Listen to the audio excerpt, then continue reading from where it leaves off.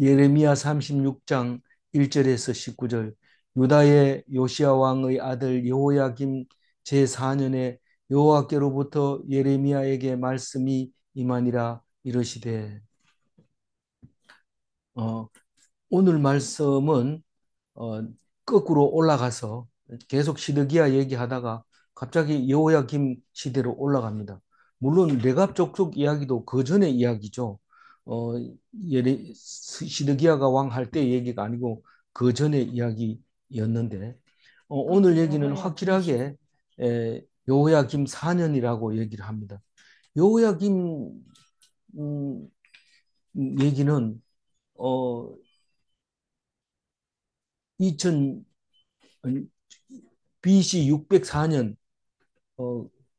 내 이야기인데, 이게 1차 포로로 포로가 어, 끌려가던 데입니다. 다시 말해서 어, 이집트가 어, 바벨론 군대에게 지고 쫓겨가고, 바벨론 군대가 예루살렘에 와서 어, 여호야김 보고 어, 똑바로 해라 이렇게 하니까 네 알겠습니다 이러고, 그러면 다니엘하고 그 직공들 기술자들을 데리고 갔던 그 1차 포로 때가 요야김 4년입니다. 그, 그 요야김 4년이면 이 예레미야는 몇 년 동안 지금 말씀을 전했나 하면은 요시야 13년 부터 그 말씀이 임하게 됐습니다. 북이스라엘은 아마 요시야 4년쯤에 4년쯤인가? 그쯤에 북이스라엘이 망했습니다. 722에 망했으니까, 음,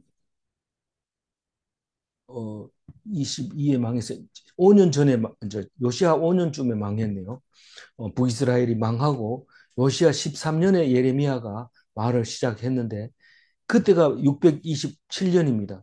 그래서 604년은 지금 23년째 되는 날이고, 이제 망하는 것은 586년에 망하니까 41년 동안 예레미야가 말씀을 선포하는데, 사실 어린 나이에 나는 어리다고 그래도 무조건 하라고 하나님이 해서 그렇게 말씀을 41년 동안이나 말씀을 선포합니다. 어, 전중하면 41년 할 수 있을까요? 65세에 말씀을 시작해서 41년을 다 하면 106세가 되면 이제 41년 되는데, 어, 생물학적으로는 가능할지도 몰라요. 그런데 이 병리학적으로는 신체 건강이 별로 안 좋습니다. 그래서 그까지는 못 갈 것 같은데, 의학이 또 발달됐으니까 안 죽고 계속 살리면 41년 동안 할 수도 있을 것 같아요. 어쨌거나 어, 이때 일어난 얘기를 합니다. 내일까지 이야기를 합니다. 오늘 어, 그 여호야김이 이 예레미야의 얘기를 듣고 화가 나가지고 잡으려고 하는데 다 숨겨버리고 안 잡습니다. 못 잡습니다. 그리고는 예레미야가 했는 말을 책으로 썼는 두루마리를 다 찢어버립니다. 그게 찢는 것은 내일이고, 아직까지 여호야김은 어, 그 소식을 못 듣고 있습니다. 이제 백성들이 먼저 듣죠. 먼저 듣고 여호야김이 듣고 그것을 다 내일 가면 다 찍고 새로 써가지고 어, 원래 쓰는 것보다 더 잘 써서 보관하게 되는데, 그리고 나서 이제 시드기야 왕을 이제 에, 말씀을 받는 이야기가 나오죠. 그래서 어,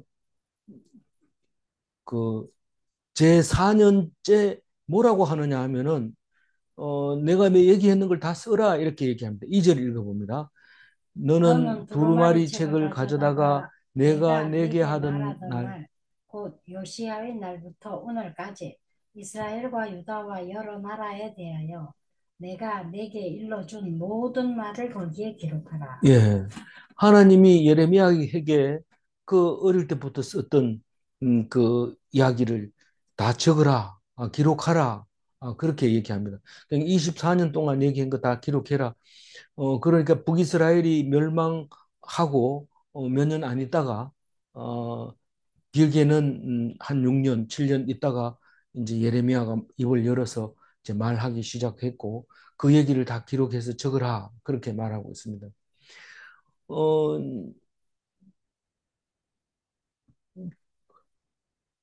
왜 그것을 적으라고 했는지 3절에 얘기하고 있습니다.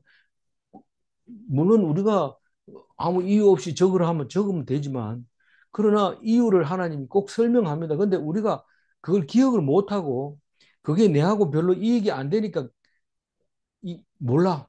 일단 하나님이 하라고 한 거 해. 그렇게 합니다. 그래 해도 굉장히 하나님이 칭찬하죠. 그런데 알고 하면 더 좋죠. 알고 하면 우리 아들이 이 아버지의 뜻을 알고 시키는 대로 한다면 그보다 더 좋은 하나님이 행복한 게 없죠. 그럼 하나님만 행복하고 아들은 불행합니까? 그렇지 않습니다. 아들이 행복하니까 아버지가 행복한 겁니다. 그 오해하면 안 됩니다. 어, 우리 이 아버지가 돌아가시고 그 아들이 아버지의 대신 가정을 지킬 때 그 아버지의 신앙 내지는 그 형제들의 신앙을 같이 지켰으면 좋겠다 하고 늘 기도하는 그런 어, 집사님이 계시지만은 음, 우린 그것을 하나님이 해 주셔야 되지 강제로 한다고 한다든가 무슨 돈 줄게 해라든가 뭐 이런 식으로 억지로 해가지고는 절대로 안 됩니다.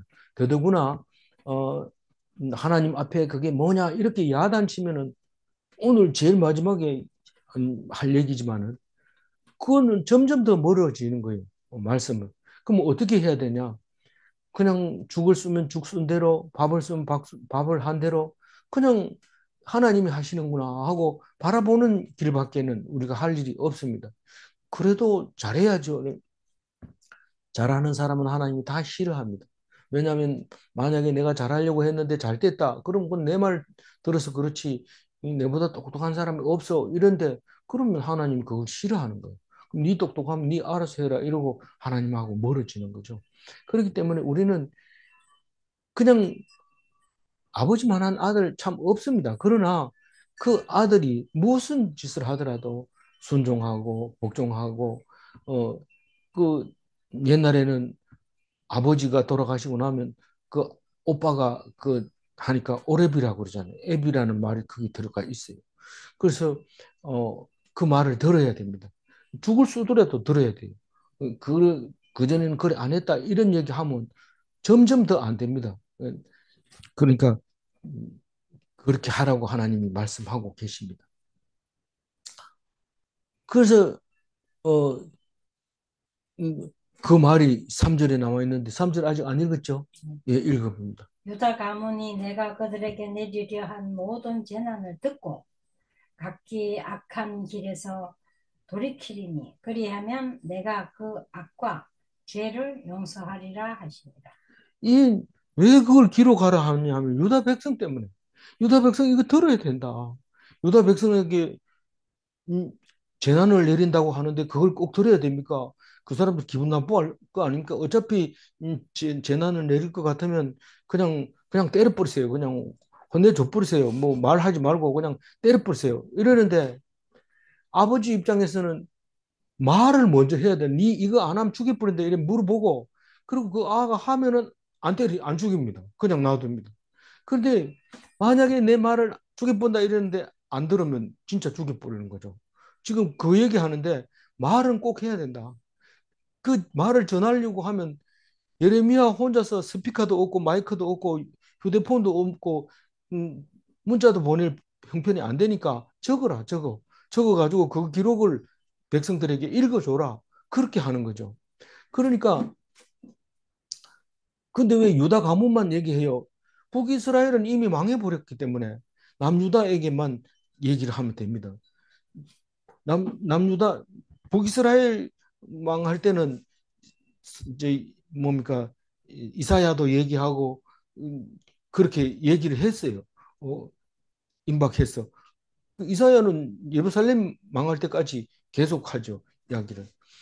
그런데 그 유다 가문이 내가 그들에게 내리려고 하는 재난, 다시 말해서 징벌을 너희들은 이렇게 죽을 거다 하는 그 징벌을 듣고 아이고 하나님 잘못했습니다. 다시는 안 그러겠습니다. 이렇게 악한 길에서 돌아서면 그 뭐 잘못했는 걸 잘하는 게 아니라 악한 길에서 돌아선다는 것은 하나님을 바라보면 말씀의 귀를 기울이면 그런 말입니다. 악한 길에서 돌아서면 그러면 내가 그 악과 죄를 용서하고 이제 그 재난을 주려고 했던 것을 안 내리겠다. 그렇게 하려고 말씀을 기록해서 주라는 겁니다. 에이, 그 기록한다고 뭐 전쟁 안 일어납니까?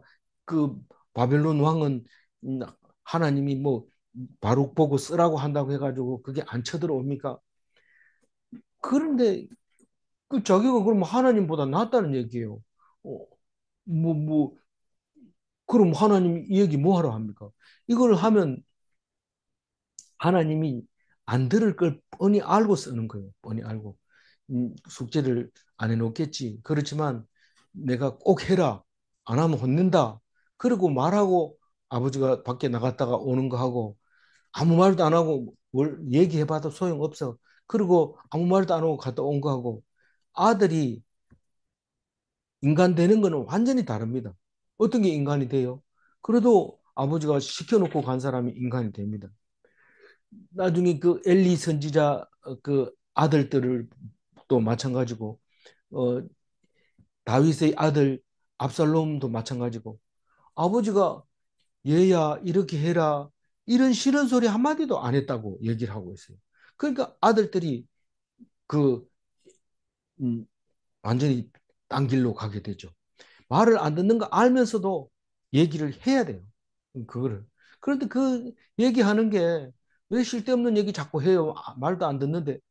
그래도 그것을 혹시 들을지 모르니까 그 마음으로 그걸 쓰라고 말하는 거죠. 이게 3절을 읽으면서 애잔해야 돼. 부모의 마음을 알아야 돼. 4절 읽어봅니다. 이에 예레미야가 네리야의 아들 바룩을 부르며 바룩이 예레미야가 불러주는 대로 여호와께서 그에게 이르신 모든 말씀을 두루마리 책에 기록하니라. 그 네리야의 아들 바룩을 부르며 이 바룩은 예레미야의 친구면서 예레미야의 석입니다. 이제 공무원 같은 경우는 서기관 이렇게 말하지만 이 이제 그 개인 비서기 때문에 서기라고 말합니다. 비서라고 말하기는 좀 그렇고 예레미야하고 바룩하고 친구지만 예레미야는 영빨이 세고 바룩은 그래도 손으로 쓰는 기능이 발달된 사람입니다. 글자 함부로 쓰는 게 아닙니다.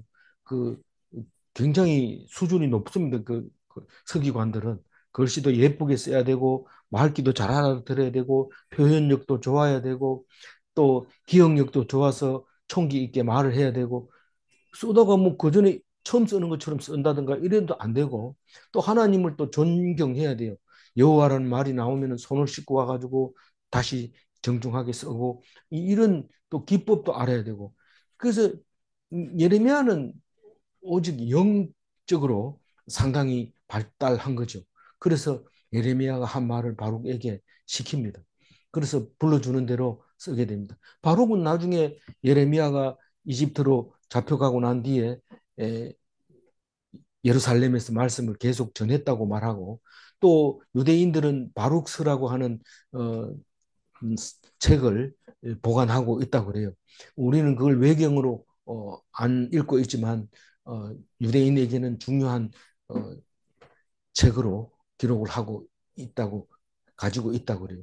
그래서 지금도 바로 저 천주교 같은 데는 그 도서관에 바룩서가 있어서 그 신학 공부하는 사람들이 꺼내서 읽어보고 그때의 그 배경을 어, 이해할 수 있는데 훨씬 도움이 된다. 이제 그런 거죠.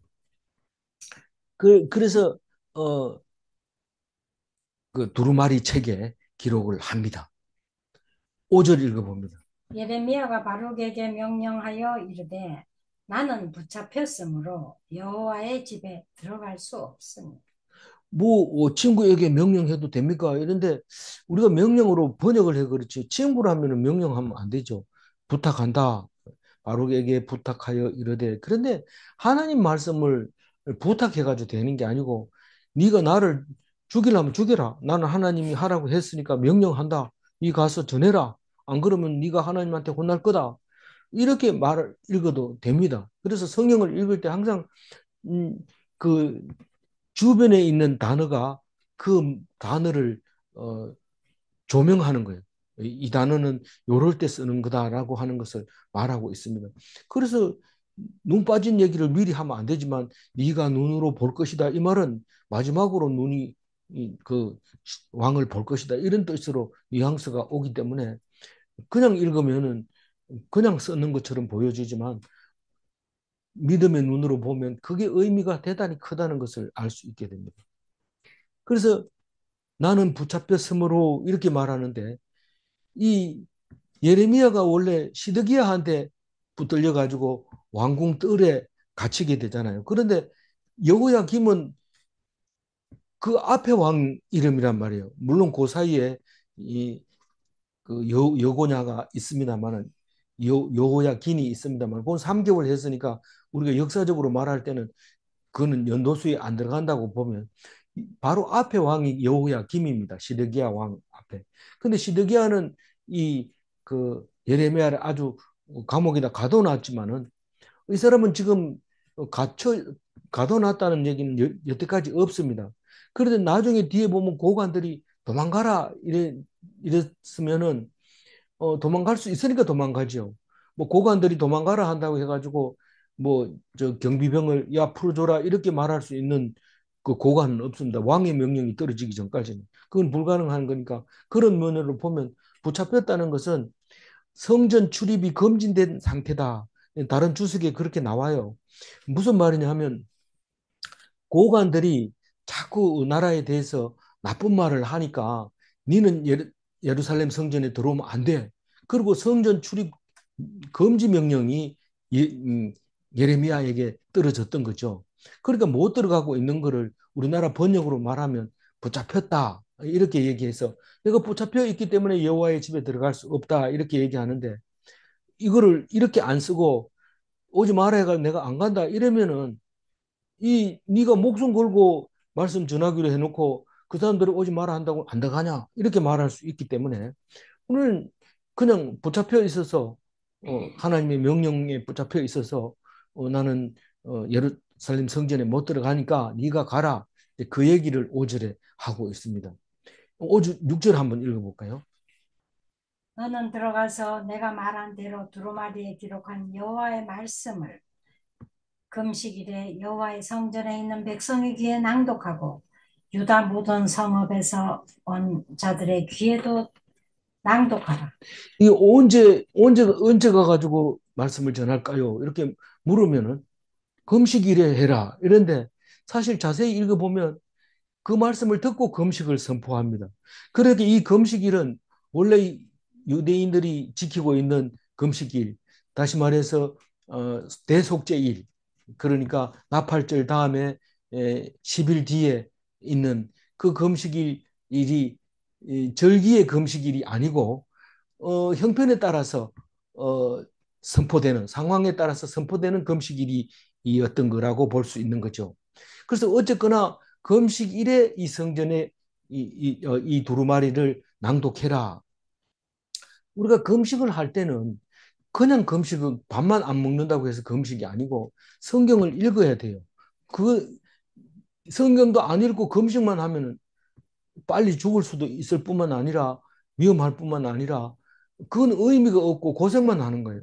그러나 말씀을 읽으면서 금식을 하게 되면 말씀이 더 깊이 있어지고 그 하나님의 뜻을 더 많이 받게 되는 것을 알 수 있는데 금식일에 어디에 있는 사람에게 성전에 있는 백성에게 그 성전에 갑니다. 나중에 성전에 가가지고 저기 읽어줍니다.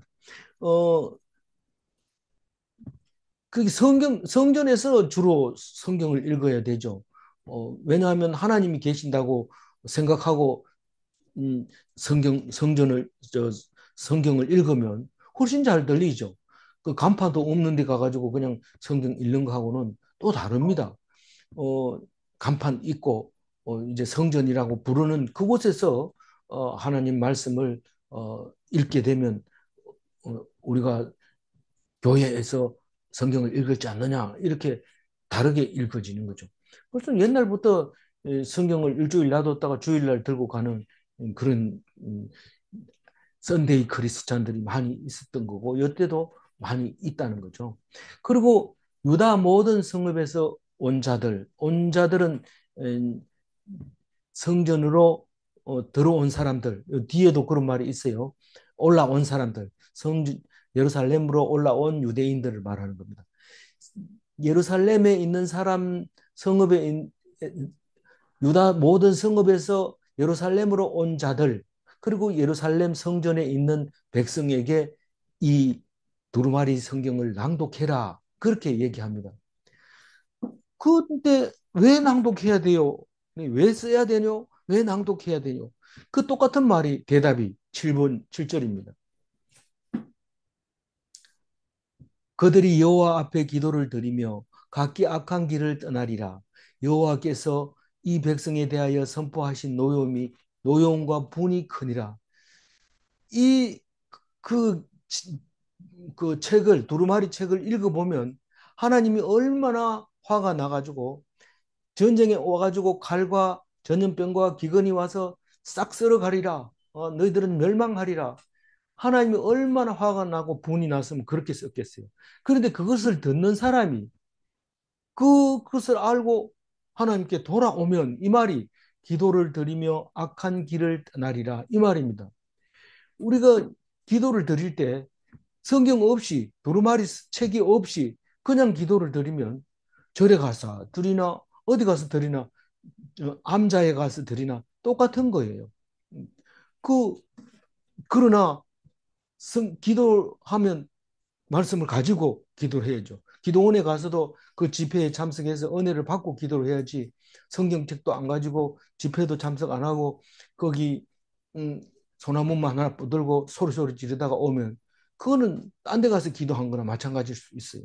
그래서 기도를 드리며 각기 악한 길을 떠났다는 것은 그 말씀으로 말미암아 하나님께 돌아서는 걸 말하는 건데 그러면 여호와께서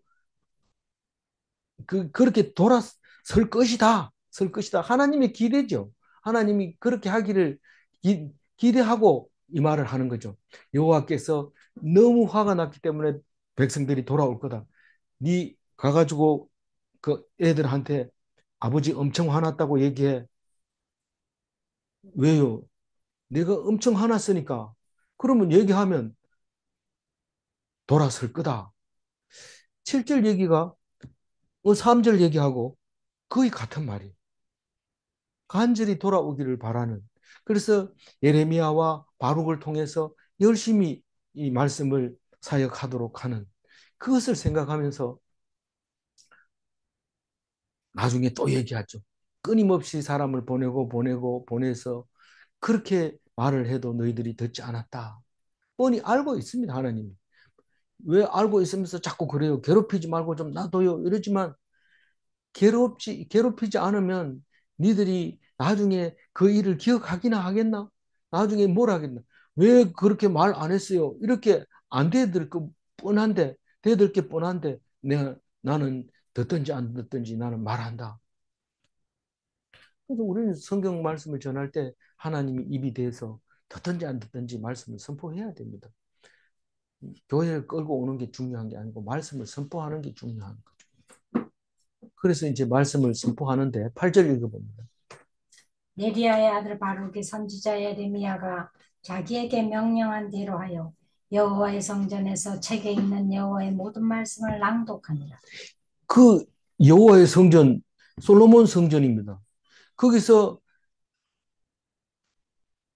예레미야가 불러주고 바룩이 쓴 그 두루마리 책을 낭독을 합니다. 성전에서 낭독을 합니다. 그럼 이제 그 하나님을 섬기러 온 사람들은 그 얘기 다 듣습니다. 왜 꼭 성전에서 해야 될까요? 길거리에서 하면 안 될까요? 하나님의 말, 우리는 성경 우리 막내가 그런 얘기했어요. 그 좋은 얘기를 왜 우리한테만 얘기합니까? 학교에서 좀 가르쳐 주면 안 됩니까? 안 돼요, 안 돼요. 그렇게 하면은 어, 금방 맞아 죽어요. 예레미야는 그나마 그래도 성전에 온 사람들한테 얘기하면 덜, 덜, 그게 그런가? 이렇게 하지만 이 저작거리에서 그런 글을 선포한다면 안 됩니다. 그 뭐 듣는 사람도 없을 뿐만 아니라 더 이제 욕을 먹게 되는데 오늘 제일 마지막 구절이 그 얘기입니다. 그, 그, 그래서 성전에서 그 말씀을 다 낭독합니다. 구절 읽어보면. 유다의 요시야 왕의 아들 여호야김의 제5년 9월에 예루살렘 모든 백성과 유다 성읍들에서 예루살렘에 이른 모든 백성이 여호와 앞에서 금식을 선포한지라. 이게 5년 이러면은 그 느부갓네살이 다니엘하고 이런 기술자들 그런 뭐 또 보물들을 싣고 1차 포로로 끌고 가고 난 다음 그 다음 해입니다. 그, 그 다음 해니까 그 다음 해니까 어떻게 돼요? 그 3년 지났으니까. 바벨론 군대 이제 다시는 안 오겠지. 그렇게 하게 됩니다. 그러다가 이제 11년 돼 가지고 이 여호야김은 음, 아예 그 바, 바로 쪽에 애굽 쪽에 붙어버립니다. 그래서 여호야김 먼저 바벨론 군대가 와가지고 여호야김을 나귀처럼 끌고 갑니다. 암살을 하는 거죠.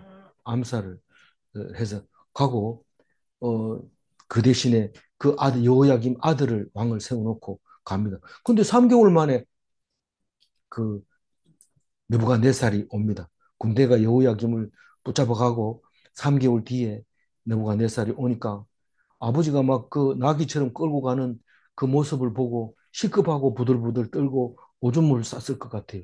그리고 있다 보니까 3개월 왕위를 한다 이러니까 어린 게 그냥 왕 노릇 한다고 하고 있는데 넘어가 4살이 딱 오니까 엄마하고 둘이 같이 나가서 왕이여 어서 오시옵소서 우리가 항복하나이다 이렇게 하니까 데리고 갑니다.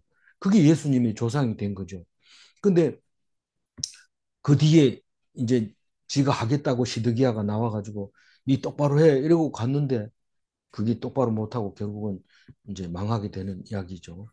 그, 그, 그 얘기인데 이 5년 되니까 이제는 뭐 그 바벨론 군대가 안 올 것 같아. 사실 거리상으로 보면 바벨론 군대는 굉장히 수천 킬로미터고 뭐 2,000 킬로미터는 넘지는 않습니다만 1,000 킬로미터 넘을 정도로 그 바벨론하고 거리가 먼데 이 이집트는 그 유대 광야만 조금 지나면 이집트입니다. 그래서 가까우니까 그래도 여기가 더 좋은데 우리나라가 그동안 계속해서 중국의 영향을 받아왔고 중국의 문화로 우리가 살아오고 있었는데 미국이 힘세니까 미국이 그 멀리서 우리를 도우는 것보다 중국이 우리를 도우는 게 안 좋겠나 이렇게 생각하는 거하고 비슷한 것 같아요. 정확하게는 제가 아직 생각을 못 해봐서 알 수는 없지만 마치 생각하자면 그런 겁니다. 가까이 있는 어, 음, 나라를 의지하기가 쉽게 되고 망령을 뜨게 되기가 쉽습니다. 적군인지 아군인지 구분을 잘 못하는 거죠. 그래서 망하게 되는 겁니다. 그래서 5년에 이제 그, 그 성경을 성전에서 읽을 때 1년 뒤이죠. 1년 뒤에 하나님이 기록하라 그리고 가서 말해라 그리고 1년 뒤에 백성들이 그 소리를 듣습니다. 어, 구절 읽었잖아요. 예. 예루살렘 모든 백성과 유다 성읍에서 예루살렘에 이른 아까는 온 이런 말이 썼는데 예루살렘에 이른 모든 백성. 그 예루살렘으로 예배드리러 온 사람들은 그 소리를 듣고 어떻게 한다고요? 금식을 선포합니다. 그러니까 금식일 날 말씀을 전했는 게 아니라 말씀을 듣고 금식을 선포를 합니다. 우리가 이제 기도해야 되겠다. 이게 무슨 말이냐. 그리고 이제 선포를 합니다. 10절 읽어봅니다. 바룩이 여호와의 성전 윗들 곧 여호와의 성전에 있는 세문 어기 곁에 있는 사반의 아들 서기관 거마리아의 방에서 그 책에 기록된 예레미야의 말을 모든 백성에게 낭독합니다. 그러니까 여호와의 성전에서 얘기하고 금식했는데 그 다음에 바룩이 또 두 번째로 어, 서기관의 방에 들어갑니다. 서기관 이름이 거마리아인데 이 잘 읽어봐야 돼요. 헷갈릴 수 있으니까. 이 거마리아는 서기관인데 그 사반의 아들이고 그 방이 어디 있었냐면 세문 곁 어기 곁에 있어요. 여기 세문 어기 곁에 이러면 그 우리가 큰 집에 가면은 문 옆에 붙어 있는 집이 있어요. 그거는 종들이 말을 항상 대기시켜 놓고 어른이 어디 간다 이러면 말을 빨리 끌고 올 수 있도록 문 옆에 있는 집인데 거기 왜 서기관이 거기 방이 있을까요? 옛날에 말보다가 서기관이 더 중요한 거죠. 무슨 일이 있으면 서기관이 있어야 뭔 일을 진행합니다. 기록을 해야 되고 그때 일이 어떻게 됐냐 이러면 서기관이 빨리 대답해 줘야 되고 그렇게 서기관이 중요한 때였는데 그 아들 사반의 아들 서기관 거마리아의 방에서 그 책을 또 백성에게 낭독합니다. 백성이라고 말하면 문 옆에 있는 방에는 백성들이 지나가는 백성이고 그것도 이제 예루살렘에 올라온 유대 사람들이고 그런 거죠. 그래서 그 방에서 이제 두 번째로 말하는데 이 세문 어기가 그 전에 한번 나와서 26장 10절에 한번 읽어볼까요? 유다의 고관들이 이 말을 듣고 왕궁에서 여호와의 성전으로 올라가 여호와의 성전 세 대문의 입구에 앉으며 이게 무슨 말이냐면 왕궁과 성전 사이의 문이 세문이에요. 세문인데 이 예루 이 26장이니까 예레미야가 유다에 대해서 막 예언하고 이러니까 그 소리를 이제 고관들이 듣게 되고 그 고관들이 이 1차적으로 왕에게 보고하기 전에 고관들이 네가 죽일 백성들이 데리고 와가지고 이 사람 지금 나쁜 말을 하는데 이거 그냥 놔도 안 됩니다. 이러니까 그 고관들이 듣고 그 세대문 입구에 앉았다 이 말은 재판석에 앉았다는 거예요. 그 문 입구에 앉아가지고 그 예레미야가 말해봐라 이러니까 나는 하나님이 주신 말씀만 드렸고 당신이 우리들을 죽이 나를 죽여도 괜찮지만은 나는 끝까지 하나님 말씀을 전할 겁니다. 이렇게 얘기하니까 이 사람들이 겁먹고 얘는 죽일 죄인이 아니다 이렇게 하는 이야기가 26장 10절에 있었어요. 근데 그 문이 세문 입구에 그 방이 있었는데 그게 서기관 거마리아의 방이었던 거죠. 거기가 성전 윗뜰이라고 말합니다. 근데 위치적으로 보면 남쪽인지 북쪽인지 모르지만 위가 이쪽인지 저쪽인지 모르지만 이 26장에 할 때는 남쪽인 것처럼 보여졌어요. 왜냐하면 왕궁이 남쪽에 있었고 올라갔다고 했으니까 어, 그런 면에서 보면 저 북쪽이 윗뜰이어야 되는데 아마 이쪽이 이 윗뜰에 있는 세문 어기 곁에 있는 서기관 거마리아의 방에서 그 책에 기록된 것을 또 읽어주게 됩니다. 그 바룩이 두 번째 읽어주는 거죠. 근데 이 두 번째 읽어준 이때에 그러니까 그 음, 1년 뒤에 이제 이 반응이 일어나는데 어떤 반응이 일어나냐 하면 11절 읽어봅니다.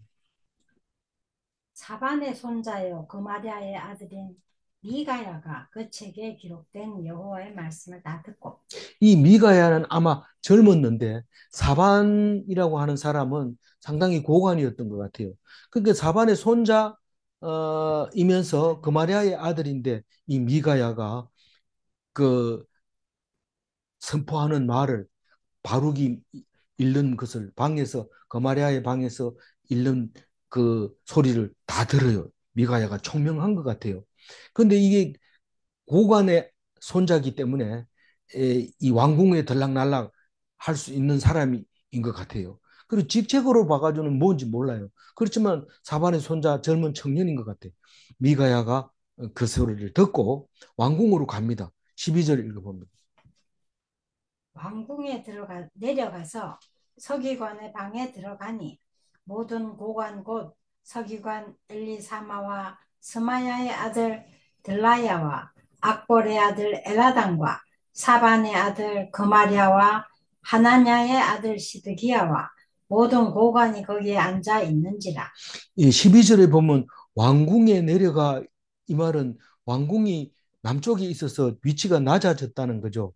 낮아졌으니까 글로 내려가고, 아까 26장에 보면 이제 성전으로 올라가 이런 말이 있어요. 왕궁에서 성전으로 올라가는 문이 세 문이 있었다고 했어요.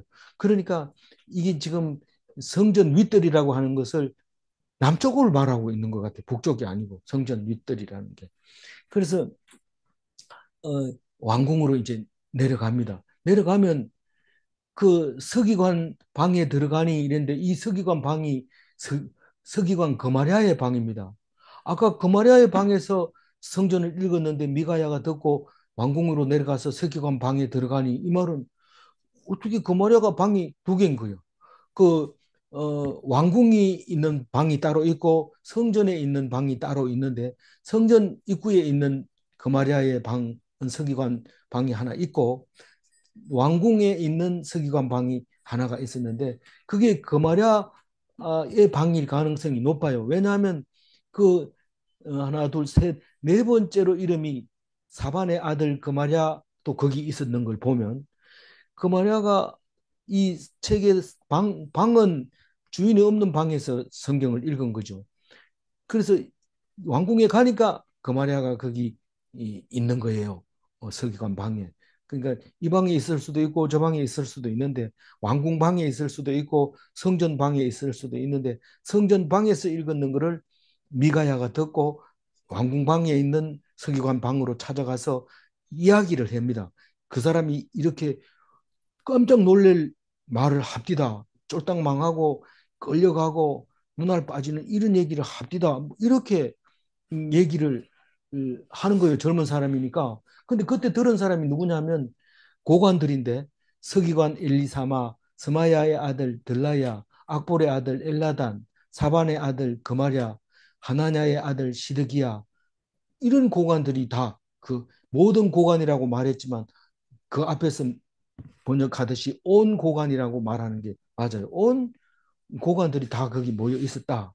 그마랴의 방에, 서기관 방에 있었다. 그래서 그 얘기를 어, 했다. 그 얘기인데, 엘리사마는 나중에 어, 나오는데 뭐 큰 역할을 하는 게 아니고 이름이 또 나옵니다. 그리고 여기 하나냐는 나중에 그 시드기야 4년 7월에 죽은 거짓 선지자가 하나냐인 것 같아요. 근데 거짓 선지자는 10년 뒤에 죽습니다. 어, 다시 말해서 시드기야 4년과 여호야김 4년은 11년 차이 나는데, 여호야김 5년에 이런 일이 있었으니까 딱 10년 만에, 이 일이 있은 후 10년 만에 하나냐가 죽고, 그 하나냐의 아들 시드기야가 이제 고관으로 이 말씀을 듣게 되는 거죠. 죽고 듣게 되는 게 아니고 듣고 나중에 이제 하나냐가 이제 예언을 거짓 예언을 하고, 어, 예레미야가 음, 몇년 안에 죽을 거다라고 얘기했는데, 예, 그 해 죽어버리죠. 그 해 죽어버리죠. 그건 10년 뒤의 얘기입니다. 지금은 여호야김 5년 때 얘기입니다. 13절 읽어봅니다. 미가야가 바룩의 백성의 귀에 바룩이 백성의 귀에. 미가야가 바룩이 백성의 귀에 책을 낭독할 때에 들은 모든 말을 그들에게 전하매. 어디서 들었어요? 서기관 집에서, 성전 서기관 방에서 듣고, 지금 왕궁 서기관 방에 앉아 있는 사람들에게 그 말을 전하게 됩니다. 14절 읽어볼까요? 이에 모든 고관이 구시의 증손 셀레마의 손자 느다냐의 아들 여후디를 바룩에게 보내 이르되 너는 백성의 귀에 낭독한 두루마리를 손에 가지고라. 네리야의 아들 바룩이 두루마리를 손에 가지고 그들에게로 오니. 그 수색어가 많아가지고 빨리 읽고 이해하는데 좀 어려움이 있지만, 이 고관들이 그 미가야가 그런 말을 합디다 이래가지고 입에 담을 수 없는 말을 막 해요. 이러니까, 그래 그러면 여후디 네가 가가지고 바룩을 데리고 와라. 그 두루마리 책을 꼭 가지고 오라고 해라. 그렇게 말한 게 14절 말입니다. 어, 바룩은 두루마리 책을 가지고 입궁하라. 그렇게 이제 여후디에게 바울을 오라고 말합니다. 여후디를 구시의 정손 셀레마의 손자 너다냐의 아들 이렇게 불렀는데 왜 그렇게 불렀는지 모르지만 분명하고 확실하게 사람 이름을 말하게 하려고 그런 것은 분명합니다. 다른 사람하고 헷갈리지 않게 하려고. 어, 그래서 가지고 옵니까? 안 가지고 옵니까? 가지고 옵니다. 15절 읽어봅니다. 그들이 바룩에게 이르되 앉아서 이를 우리 귀에 낭독하라. 손, 바룩이 그들의 귀에 낭독하라. 예, 두루마리를 손에 가지고 그들에게 오니 그들이 바룩에게 이르되 앉아서 이를 우리 귀에 낭독하라. 바룩이 그들의 귀에 낭독하며 왜 우리 귀에 낭독하라고 합니까? 그게 입에 담을 수 없는 악한 말이기 때문에 이거를 우리 입으로 도저히 읽을 수 없다. 네가 읽어라. 그렇게 여러 사람 앞에서 바룩이 읽게 됩니다. 이게 좋은 말이라서 읽는 게 아니고 재미있어서 읽는 것도 아니고 그것이 뭐 영광 받을 줄 알고 읽는 것도 아니고 오직 목숨 걸고 하나님이 하라고 하니까 읽는 겁니다. 그러니까 읽으라면 읽어야 되죠. 우리의 그 신앙생활이 바룩과 같아야 돼요. 그게 뭐 하나님이 얘기했든지 예레미야가 얘기했든지 이게 하나님의 하신 일이라고 생각하면 누가 뭐라고 하더라도 순종하고 그렇게 했을 때 하나님이 옳다 인정을 해주는 거죠. 16절 읽어봅니다. 아, 예. 그들이 그 모든 말씀을 듣고 놀라 서로 보며 바룩에게 이르되 우리가 이 모든 말을 왕에게 아뢰리라. 이 미가야가 얘기할 때만 해도 긴가민가 했는데 네가 읽는 거 보니까 정말이구나. 이게 지금 입에 담을 말이냐? 그게 말도 안 된다. 그러면서 서로 보면서 어, 정말 이건 말이 안 된다. 근데 이거는 왕에게 알려야 된다. 이건 내가 알리겠다. 네 죽어도 좋냐? 뭐 이런 느낌으로 이제 말하고 있는 거다. 다 읽을 거야. 이런 말이죠. 읽을 거다. 17절 읽어보면. 그들이 또 바룩에게 물어 이르되 너는 그가 불러주는 이 모든 말을 어떻게 기록하였느냐? 청하노니 우리에게 알리라. 이것도 다 듣고 알아요. 이거는 음, 예레미야가 한 말인데 바룩이 못 예레미야 못 오니까 바룩이 대신 왔습니다. 이게 다 알지만 이 사람들 입으로 분명히 얘기하게 만들어서 바룩이 네 입으로 말해봐라. 어떤 건지 내가 왕에게 얘기를 해줄게. 그 확인을 하려고 물어보는 거죠. 어떻게 했냐고. 18절 이거. 바룩이 대답하되 그가 그의 입으로 이 모든 말을 내게 불러주기로 내가 뭐고로 책에 기록하였노라. 그래서 예레미야가 말한 것을 내가 기록했다. 그렇게 얘기를 합니다. 19절. 이에 고관들이 바룩에게 이르되 너는 가서 예레미야와 함께 숨고 너희가 있는 곳을 사람에게 알리지 말라 하니라. 그러니까 너희들은 반드시 위험하니까 예레미야 데리고 바룩 네 숨으라. 누구에게 알려줘도 결국은 아는 사람은 큰일 난다. 그러니까 알리지 말고 숨어라. 그 위험을 경고한 거죠. 결국 가면 여호야김이 바룩하고 예레미야 불러와 이런데 못 잡습니다. 숨어버렸기 때문에. 이게 무슨 말이냐? 제가 마지막 절에 뭐가 있다 이랬는데 마지막 절에 뭐가 있어요? 이게 6장 1절에 이렇게 말하고 있습니다. 이 말을 제가 하고 싶었던 거죠. 읽어봅니다. 그 귀가 할례를 받지 못하였으므로 듣지 못하는도다. 보라 여호와의 말씀을 그들이 자신들에게 욕으로 여기고 이를 즐겨하지 아니하는 하나님 말씀 안 들은 사람은요. 성경에 예수께서 가라사대 이러면 벌써 또 무슨 소리 하냐. 우리 보고 욕하는 거 아이가 그렇게 들립니다. 그게 성경을 안 읽은 사람은.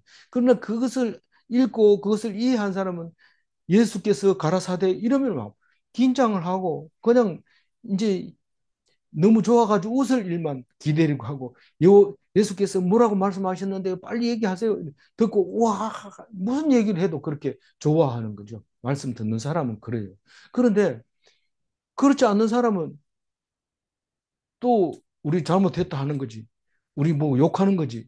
그렇게 말하고 있다는 겁니다. 우리 성경을 읽을 때 어떤 생각으로 읽어야 되느냐 하는 것을 말하고 있는 겁니다. 3절 읽고 마무리할게요. 유다 가문이 내가 그들에게 내리려 한 모든 재난을 듣고 네, 각기 악한 길에서 돌이키리니 네, 그리하면 내가 그 악과 죄를 용서하리라 하시니. 네. 하나님의 간절한 마음이죠. 하나님이 재앙을 선포하는 것은 죄를 깨닫게 하려는 겁니다. 무슨 뭐 원수질 일이 없습니다. 네가 이거 안 해놓으면 혼난다 이렇게 할 때는 그게 해야 되는 것을 알게 하려고 그렇게 하는 거지. 이거 안 하면 혼난다. 왜 해야 되는지 모르니까 안 하는 거니까, 안 하면 죽이 뿌린다 이러니까 안 죽으려고 하는 거죠. 그런데 그걸 모르고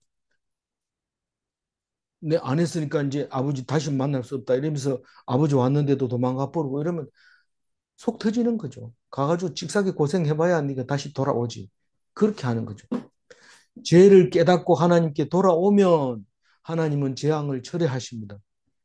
이거는 진리입니다. 그러니까 속죄소에 앉아 있는 거고 시恩자에 앉아 계시는 거죠. 죄를 들춰내 가지고 용서해주고 은혜를 베풀고 죄를 들춰내서 용서해주고 은혜를 베풀고 그게 하나님이 하시는 겁니다. 그래서 질문합니다. 멸망자는 죄를 깨닫지 못하고 하나님께 돌아오지 못한 자인가? 멸망하는 자는 죄를 깨닫지 못하니까 하나님께 돌아오지 못하고 결국 멸망하는 겁니다. 근데 똑같이 죽었는데 죄를 깨닫고 하나님께 용서를 빌고 제사함을 받은 사람은 죽었는데도 살아납니다. 질문합니다. 하나님은 회개하고 돌아온 자를 용서하지 않은 적이 절대로 없는가? 절대로 없습니다. 아니 나 같은 아들이 용서한다면 난 그런 데 안 갈래요. 그 엉망진창 뭐 죄인들만 모여 살 거 아니에요. 그렇게 나는 안 갈래요. 이런데 그 몰라서 하는 소리예요. 하나님은 용서하려고 죄를 만들어 놓은 거예요. 그거를 모르고 삐딱삐딱 하면은 그럼 뭐 어떻게 하겠다는 거. 죄를 많이 지을수록 은혜가 풍성하게 되는 것이 기독교인들의 삶입니다. 죄 많다고 기죽지 말고 하나님 앞에 당당하게 살려주세요. 그리고 살려준 것으로 믿고 죽어도 감사하며 기쁜 마음으로 살기를 바랍니다. 기도하겠습니다. 하나님 감사합니다. 예레미야를 통해서 우리 죄를 드러내려고 할 때에 우리는 그 죄가 너무 아파서 나는 죄 들춰내지 마세요. 그러면서 죄 없는 자처럼 살려고 했던 것을 용서하여 주옵소서. 나는 죄인입니다. 하나님 용서하소서. 그렇게 할 때 말하기가 말이 떨어지기도 전에 이미 용서하신 하나님을 생각하면서 우리는 하나님의 은혜 속에 살다가 영원한 나라에서 하나님 나라를 이루어가며 이 땅에서 경험하고 영혼에 잇대어 살아가는 그리스도인이라는 것을 기억하게 하시고 오직 말씀 떠나지 않는 예레미야와 같은 사람 되게 하여 주옵소서. 감사드리옵고 우리 주 예수 그리스도 이름으로 기도 올리옵나이다. 아멘.